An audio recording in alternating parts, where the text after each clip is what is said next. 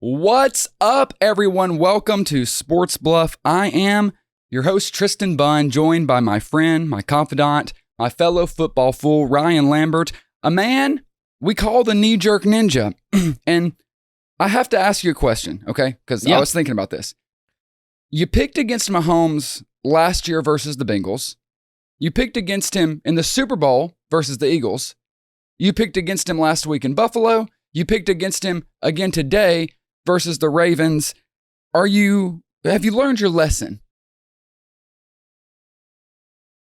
We must enjoy this moment. We must soak it in. Thank you. Thank you.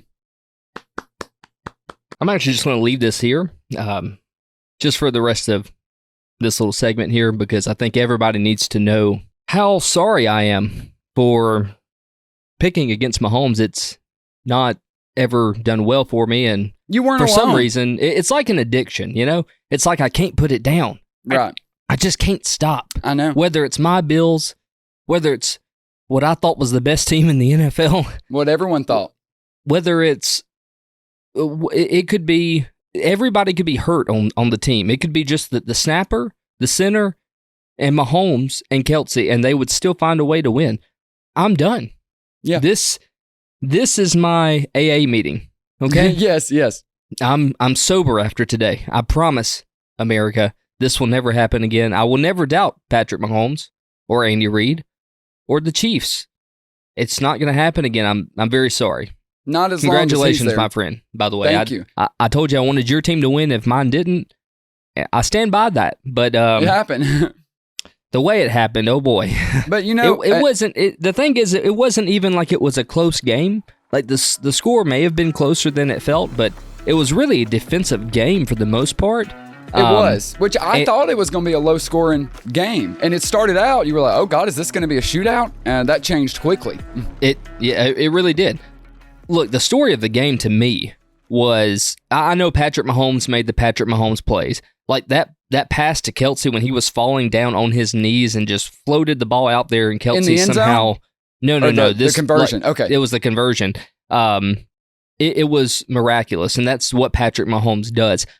Not to take away from any of that. Obviously, we know that happened, and we know it was going to happen. Like, I had no doubt Patrick Mahomes was going to make Patrick Mahomes plays. But the story to me was the utter failure on Baltimore's defense. It wasn't the defense we saw throughout the year. I actually kind of disagree with you because they shut the Chiefs out in the second half. I feel like it's the offense. Like the Baltimore defense was rough in the first half, but I felt like given the situation and what offense gave them, they did a good job. Yeah, you're right. So the defense in the first half was the problem for the Ravens. Coming into the second half, well, really throughout the whole game, the Ravens offense just looked shook. I mean, it was, and then the elephant in the room here is the penalties, right? It hurt. It's just, it looked very sloppy. It was the rookie mistakes. It was dumb penalties. Like just the Zay Flowers taunting, the fighting, it got chippy, and it was just, it showed that they had a lack of experience in this moment, and they got down, and they weren't used to being down all year, and they got concerned. Yeah. And the taunting penalty, by the way, I think I heard the penalty before I actually saw what happened. I think most people did. I was like, oh my gosh, here's one of those stupid taunting penalties that they call, and it's really just stupid because you point a finger at somebody. No, this guy was straight up, pushed him to the ground first. I think they would have let that slide. But he did three things. And then you get up, you stand over him, and then you spin the ball on top of his helmet. Yeah. That's a hat trick. Just, like, I'm surprised he didn't get up and just deck you in the face. Like, right, and so that was Zay Flowers, and he's been great all year, and he made an impact in this game, but that was such a big mistake. And what's so interesting is that moment, too, is Snead messed up and gave up that big play, which he hasn't done all year. He's an all-pro player. And then when Zay Flowers gets the ball and he's reaching out to score, who causes the fumble? It's Snead. He forces the fumble out. Yep. That was the moment of the game, because if the Ravens get that, they're in it. They're down 3. It's the top of the fourth quarter. They got momentum, and the Chiefs defense stood up. The Ravens, despite how bad they were offensively and despite how, bad Lamar played, he wasn't good. Okay, he played bad. Yeah. They had moments, and the Chiefs defense just kept refusing to let them in the end zone. It was that they caused the fumble on Zay Flowers when he was trying to score, and then Lamar threw a pick in the end zone. The defense of the Chiefs would not be denied. Well, also that was the pick in the end zone near the end of the game was, I don't understand how he threw in triple coverage. Yes, I went back and watched, and there was no read there. I don't even understand what he was throwing to. If he had put it at the very back of the end zone, like near the pylon, I would say, okay, he gave his guy a chance. Maybe he didn't. But he also missed some like deep shots too, where he had because they were beating you guys on the deep routes. Like the secondary looked a little rough at times, but Lamar just couldn't get the ball there. He would they were getting pressure. Yeah, the commentator said he was overshooting it by 5 to 6 yards every time, and that's true. So I had said last week we're going to see what Lamar's truly made of. I think we saw it.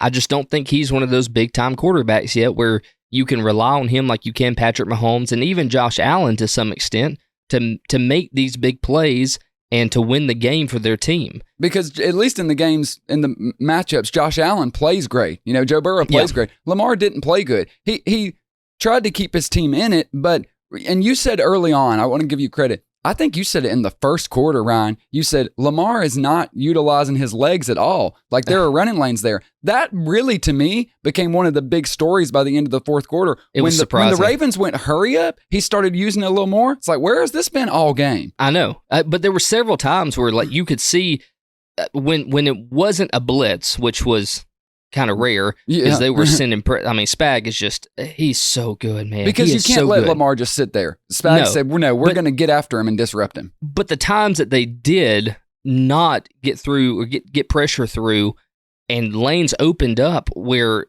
because what the Chiefs said was, we're going to rush you, we're going to leave that middle of the field open, and then we're going to cover you deep. Yep. They were giving him the underneath. They said, take it. And he still couldn't do it. I mean, there were lanes, there were 8 to 10 yards at several points of the game where I was like, why didn't you just take the run?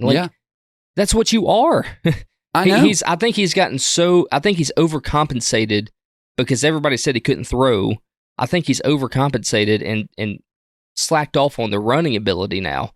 He only had 8 carries all game. I think somebody in his head just, throughout the offseason was saying, stay in the pocket, work the pocket, don't move out. Like, find the throwing lanes, throw somebody open, find the open receiver, let them get open.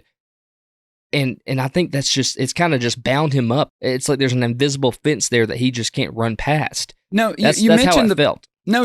You make a good point because you mentioned it's almost like that's been coached into him. I think it has been to an extent because we've seen all year that he'll move, but he's moving to extend the pocket. And he's always looking to throw downfield, where in the past maybe he was looking to run. But we've still seen this year where he will take off, especially in the second half, when the game is just not going according to plan. You're down 17-7.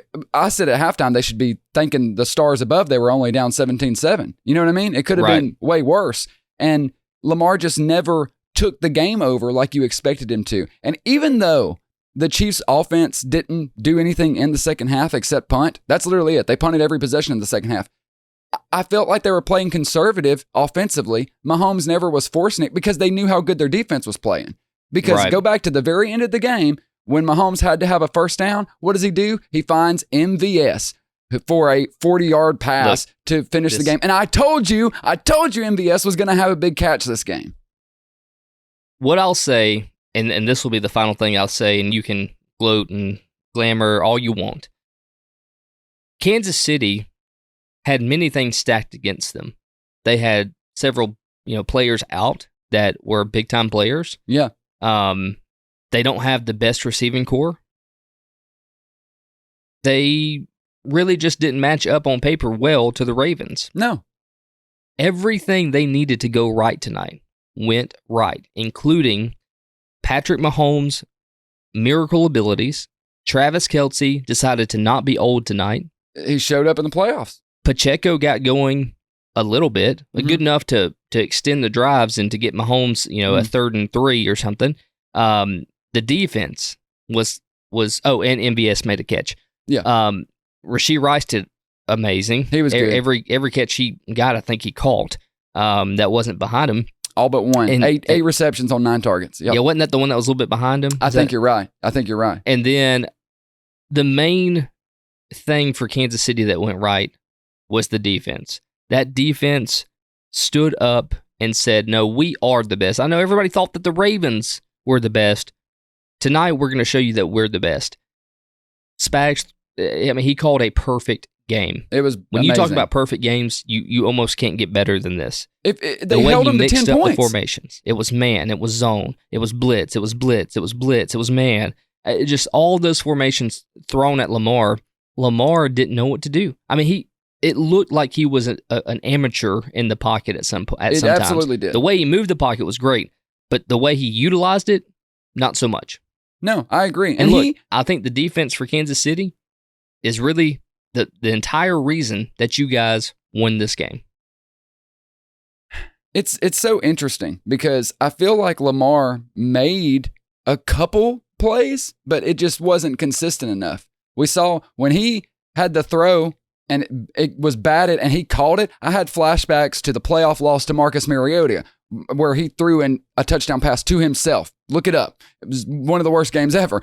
And when that happened, I for a second thought, oh dear God, are we going to lose? I agree with you 100% because the Chiefs' offense was shut down in the second half. Baltimore's defense, give them credit, they did a good job. But this has been the strength of the team all year. It's what I kept saying. It felt like everyone kept diminishing the accomplishments the Chiefs' defense had made, and they were one of the best in the league, and they proved it today. Baltimore has not just beaten every opponent they faced and all the good ones, they've blown them out. And the Chiefs made a statement. Patrick Mahomes knew the game plan and made just enough plays. They did what, after that Raiders loss, I said to you, they need to embrace their identity. They need to embrace who they should be. They've done that, and it has gotten them back in the Super Bowl. It's unbelievable. Yep, it is. Can we wrap this up? This is getting a little heavy. Sure, we will. We'll talk more about them next week in the Super Bowl preview. We'll have plenty of time to talk Chiefs.